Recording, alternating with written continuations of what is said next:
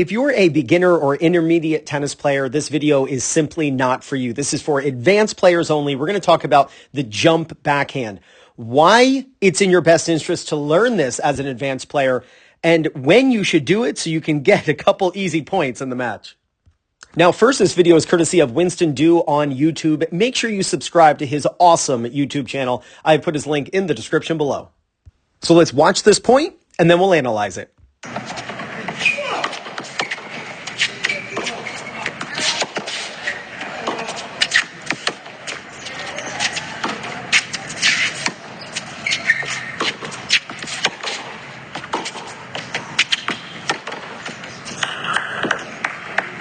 Sick.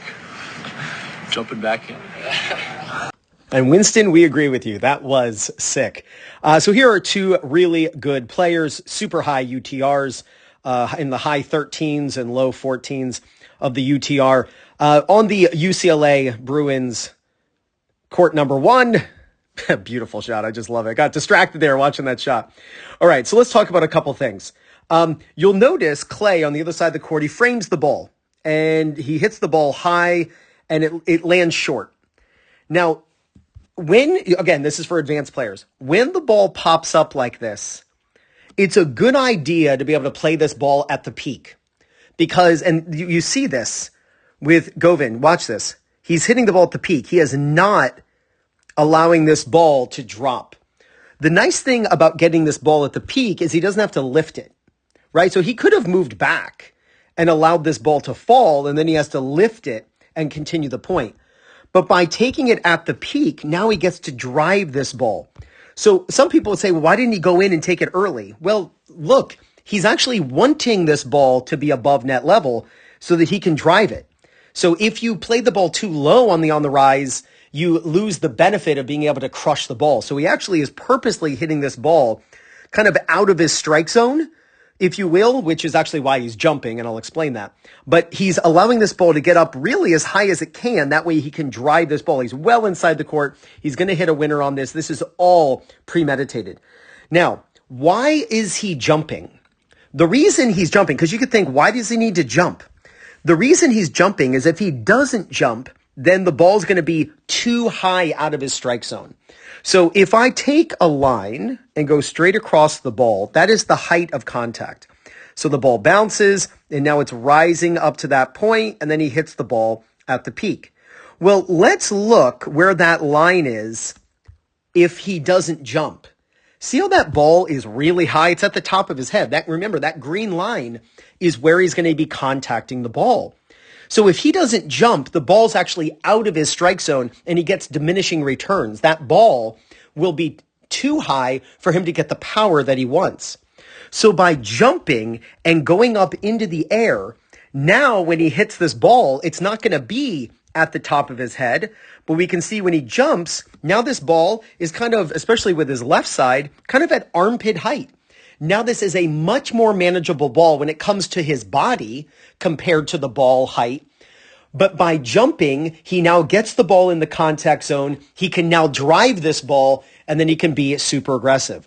That's why he's jumping. He's jumping not for power. He's jumping, well, let me say it this way. The jump isn't giving him the power, but by jumping, he's getting the ball more in his hitting zone, which really your hitting zone is anywhere from your shoulder to your knee. Anywhere from shoulder to knee. And if he didn't jump, again, that would be too high.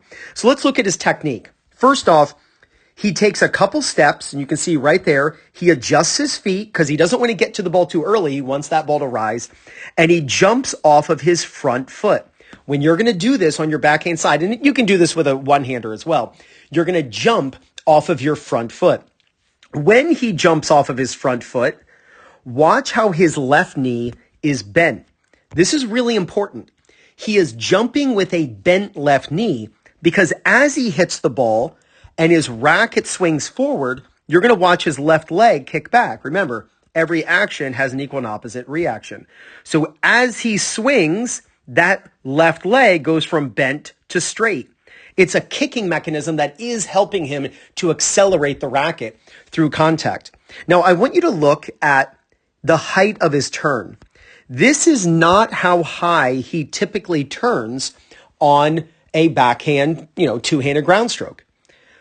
The height you turn is based generally on the height of contact. Because this is a high ball, he wants to turn higher than normal. And the reason is it's going to allow his racket to drop. So watch his racket drops. So he's getting gravity-assisted racket speed to accelerate into the ball. But because he turns so high, when he drops, he's not super far below the ball. See, you see a lot of players, recreational players, dealing with high balls, and they turn where they normally turn, around shoulder level. So then when they drop the right amount, or what they deem to be the right amount, they're way too far below the ball. And then when they swing up, it's too much of an upward swing, too much brush, and they lose power. Govind, obviously, super high-level player. He is turning much higher than he normally does, so that when he drops, he's more in line with the ball. And because he's not going for a ton of spin here. He does swing slightly up. You can see where his hands are. I'll put a little line where his hands are. And then you can see that his hands are higher than that. So his hands definitely went up as he struck the ball. Don't think for a second that he's hitting down on this ball. You don't hit down on these balls. He is slightly below contact, and now his racket is slightly above contact. There is a low to high component to this, but it's a gradual low to high. It's not a steep low to high. And that's the importance of turning higher than you normally do for a normal ground stroke when you're hitting a ball like this. He then extends way out. I love that left arm extension.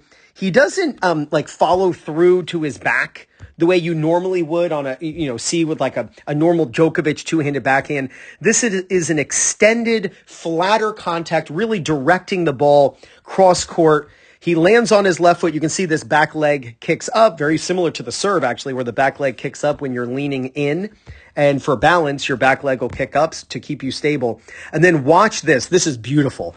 He knows the shot that he's going for. He is going to crush this ball, adjusting the feet, jumping off the front foot, high turn. He then mule kicks that left leg, extends way out with his arms. But I want you to watch how he immediately starts moving forward. He is so good at tennis. So he knows that when he drives this ball into the corner, if his opponent barely gets to that ball is just going to be floating over the net. And Govind wants to go in and take time away. So he crushes this ball, and he doesn't just stand there. He immediately starts going forward and then realizes he can turn around because he already ended the point. If you want to learn the exact same strategies that the pros are using to help them win more matches, then check out the Singles Playbook by Fuzzy Yellow Balls. Over 50 pages of strategy after strategy, all based on the style of opponent you play against. Simply put your phone or tablet up over the QR code, and up pops a short video from Will Hamilton over at Fuzzy Yellow Balls showing you how to use each strategy. To get it, simply use my link. It's in the description. I'm also going to pin it in the first comment. And if you're looking for people in your local area to play matches against or practice with, maybe you want to find a local league at your level, or you want to find a coach who's close to you who can help you with your game, then use my link for PlayYourCourt. And it's playyourcourt.com/2-minute-tennis. When you use my link to sign up, you get 50% off. So if you're an advanced player, go out with a hitting partner, have them feed you these weak balls that are pretty high over the net that land short, and practice your jump two-handed or one-handed backhand winner. If you do this, there's no doubt you're going to gain confidence, win more matches, and play much better tennis. This is Ryan Reedy from 2minutetennis.net. You got this.